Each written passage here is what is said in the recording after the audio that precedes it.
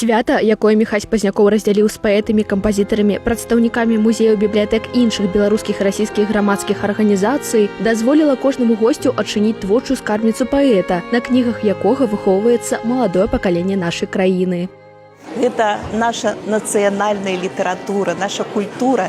І Міхась Пазнякоў – гэта імя, якое добра вядома не толькі ў Беларусі, а наогул і ў Расіі, і на іншых прасторах. Таму што і яго паэзія, і яго кранальная проза, і яго пераклады – гэта тое, што мае вялікую літаратурную вартасць. Самае галоўнае, што гэта кранае душу чалавека.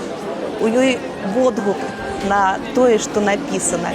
На творчым вечары гасцям была прадстаўлена насычаная паэтычная, музычная і нават тэатралізаваная праграма. На сцэне выступіў сам юбіляр, а таксама запрошаныя дзеячы культуры, у тым ліку заслужаны артыст Рэспублікі Беларусь Олег Сямёнаў. Разам з тым публіцы былі прадстаўлены новыя зборнікі Міхася Пазнякова. Сярод іх кніга «Наш сцяг», якая пабачыла свет у мінулым годзе, а таксама 3 кнігі, выдадзеныя ў новым 2026. Кожны твор пісьменніка прасякнуты шчырай любоўю да роднага слова і беларускага краю.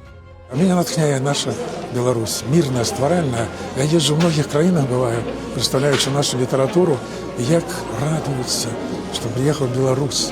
Разумеете, просят, почитайте по-белорусски, поразмовляйте по-белорусски. Потому что Беларусь, они показывают приклад всему свету. Миролюбности, стваральности, дружелюбности.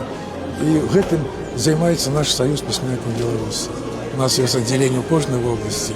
Это самая великая письменницкая организация, это, конечно, городская, яку я узначаливаю, 21 больше за 300 літэратараў.